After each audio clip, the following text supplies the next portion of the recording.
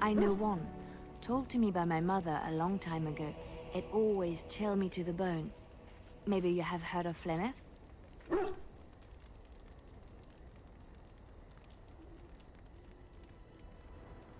Ferelden mothers scare their daughters with talk of Flemeth. They say that if you're bad, Flemeth will spirit you away and bind you to her forever. They also say that Flemeth mourns her lost beauty and will steal yours through your looking glass if she catches you.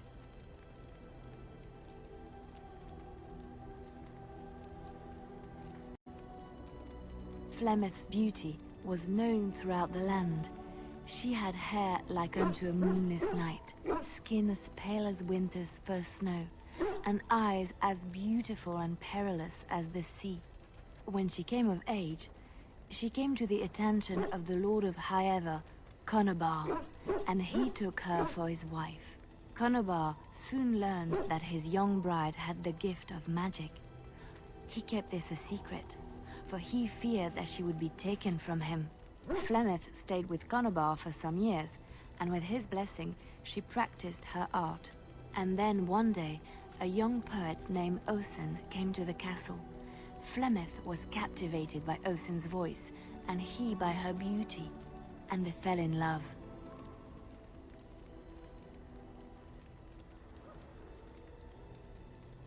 Flemeth longed to be with her true love, and she and Osen fled from Conobar's lands, seeking refuge in the Kokari wilds with the Chasing tribes. They lived there happily for many a year, till the day Flemeth received news that Conobar was dying and longed to see her face one last time. Flemeth's heart swelled with pity for the man who once was her husband, and begged Osen to return to Conobar's side with her.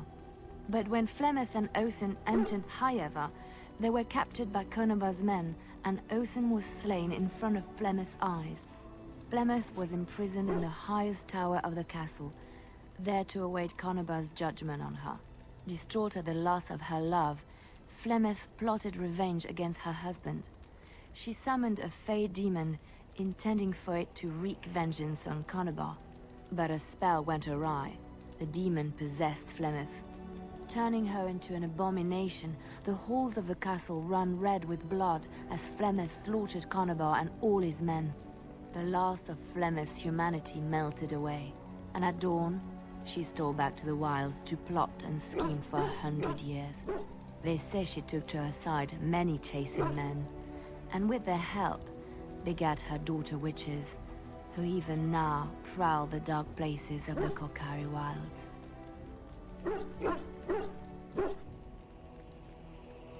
Which one?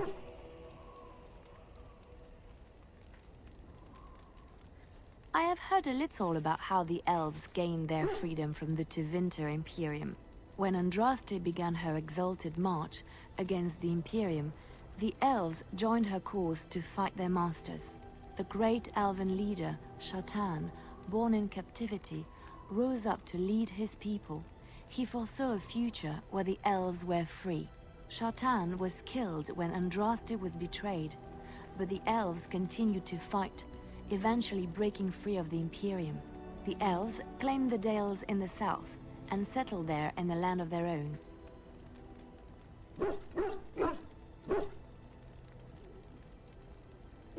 The elves lived in the Dales for centuries. They resurrected the worship of the elven gods and would allow the building of no chantry. This angered the chantry, and the hostility between the two factions finally broke out in open war. The chantry says the elves struck first, but I do not know whether to believe it. The chantry declared a wholly exalted march against the elves, named for Andraste's similar march against Tevinter.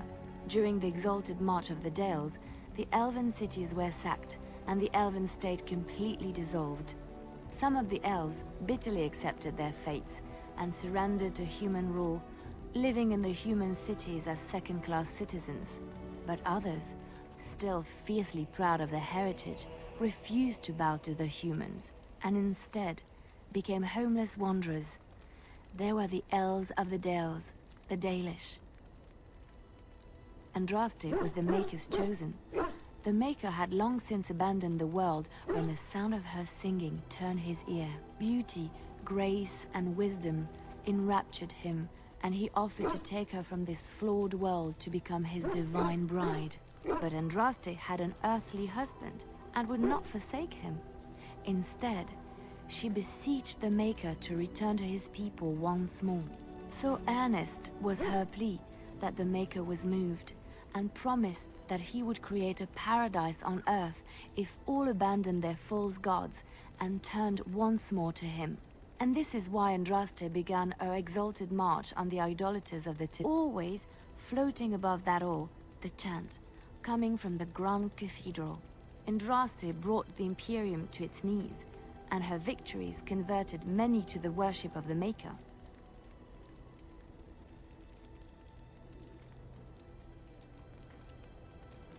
Alas, it was the frailties of men that betrayed and killed Andraste.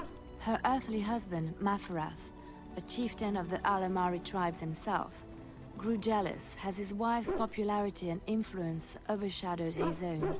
She was also revered as the Maker's betrothed, and Maferath began to see their own bond waning in significance as Andraste became ever more devoted to the Maker. Out of envy and spite, Maferath made a pact with the Archon Hessarian of Tevinter, allowing his beloved Andraste to be ambushed and captured. Andraste was burned at the stake in Minrathous, the capital of Tevinter.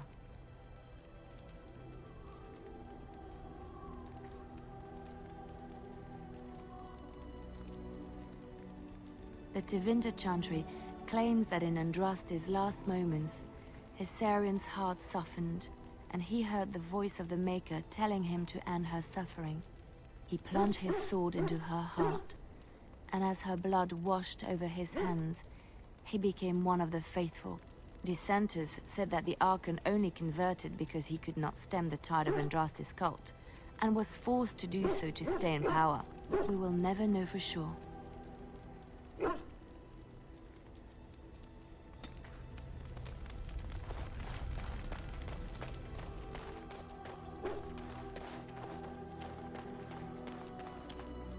Oh, why, you little...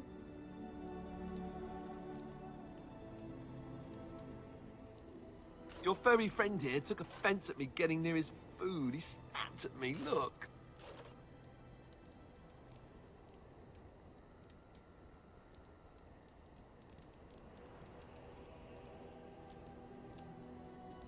Don't you think I don't know it? Sometimes I forget that he's a war dog. That'll teach me. I once heard a really old legend about how the Hound warriors in the days of the old tribes would feed their Mabari the flesh of the vanquished. Well, that's what I heard anyway. It would sometimes be human flesh. Oh, like you can tell the difference. For all you know, maybe you've already been fed something. Someone.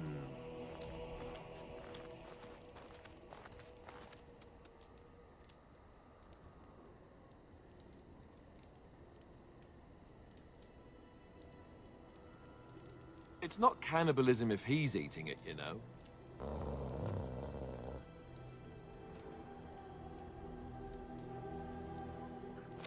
Look at what your fool dog placed in my pack. A putrid, half-eaten hare is not something a woman wants to find in her unmentionables.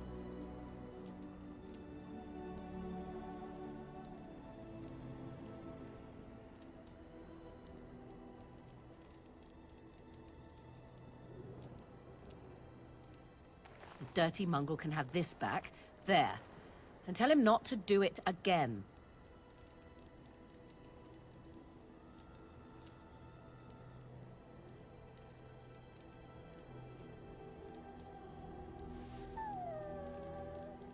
I don't want it, you worthless fur bag.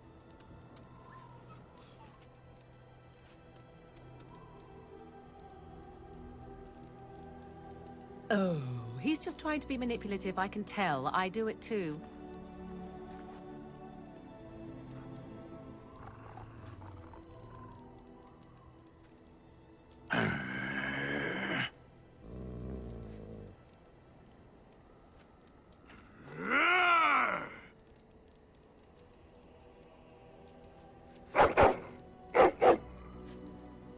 are a true warrior and worthy of respect.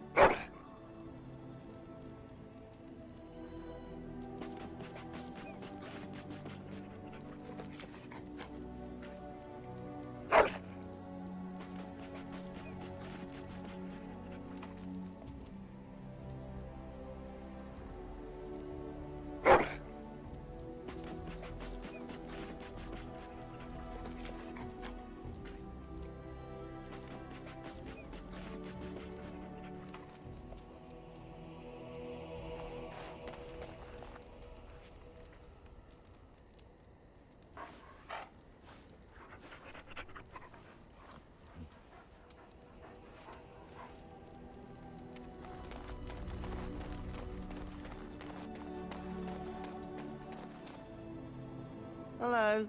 The boy's a bit simple, but he's rather good with enchantments. One of those tranquil fellas actually called him a... what was it now? A savant. I had no idea such a thing existed.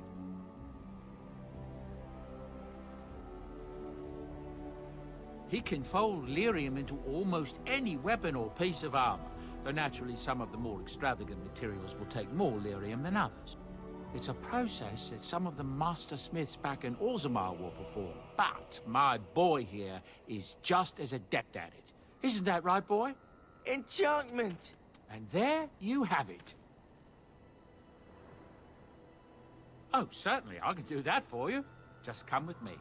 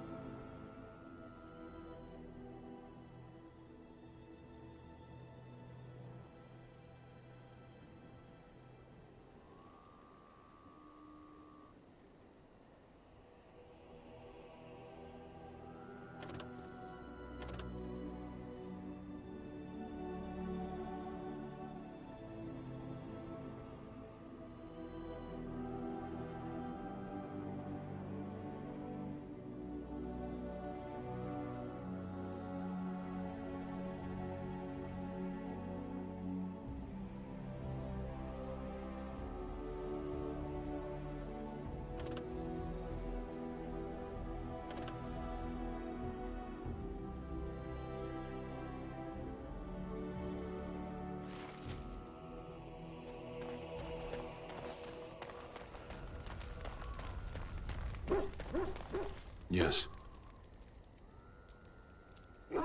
Speak, then. Then I suggest we move on. I am hardly surprised. Very well. As you wish. You're a hard man to find. Where are my manners? The name is Levy Dryden. Did Duncan ever mention me? Levy of the coins? Levy the trader?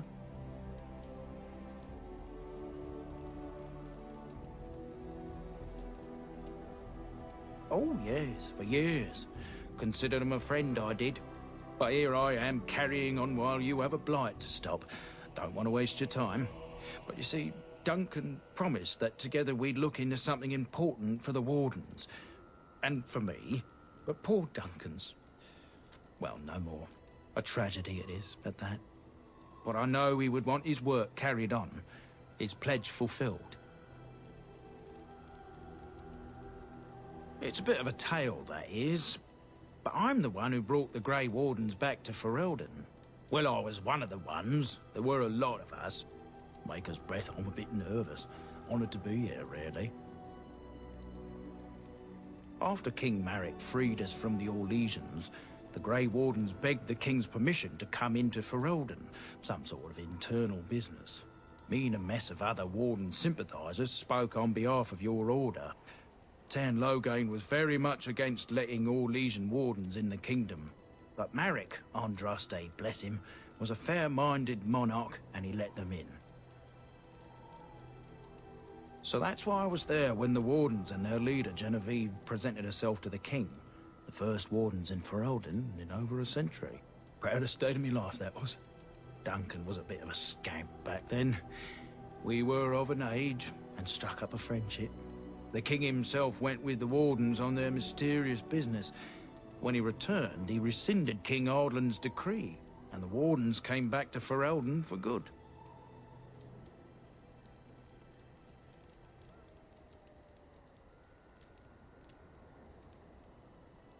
People say it's because the Wardens have become terribly unpopular. Just soaking up ties and not doing a bleeding thing for the kingdom. I say that's bollocks, as recent events have shown. Marek was a bit of a visionary. A powerful mind, that one. In his travels with the Wardens, he must have seen how important their cause was, and been moved by it.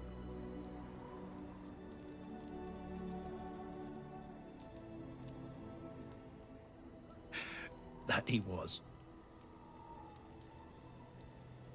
Oh, his stomach's all aflutter. You're welcome.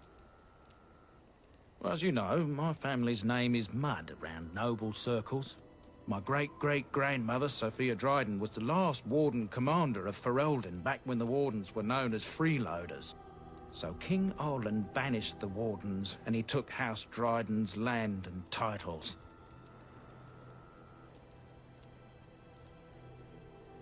Hard to say. After King Arland died, there was a civil war, loads worse than this one. And our family was on the run, hunted by enemies, with nary a friend in the world. But Drydens are tough.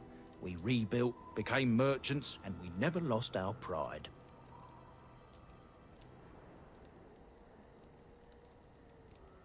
Our family's only crime was guarding the kingdom against the Blight. We're not ashamed of that. I ask for the truth. My family reveres Sophia Dryden. We know she died at the old Grey Warden base, Soldier's Peak. We want evidence to clear her name. It won't restore our land or our titles, but it'll restore our honor. Well, no one's been to Soldier's Peak since Arland's days. At least none that's come back. I spent years mapping the maze of tunnels to the peak, and I found the way a few years back. So I went to Duncan, I did, and I said that he could reclaim the old base and my family could have its honor.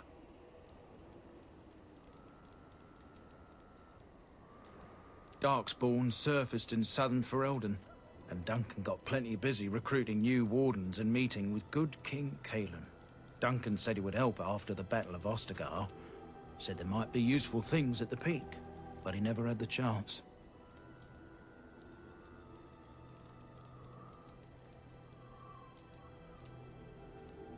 Soldier's Peak is strategic and symbolic importance. Duncan said that it would be worth it right there. He also hoped to recover lost Warden history and perhaps a few old relics. No one knows what's up there now. I can pick my way through the tunnels at the base of Soldier's Peak, but the place, well, they say it's haunted, and it'll be dangerous for certain. Will you think on it at least?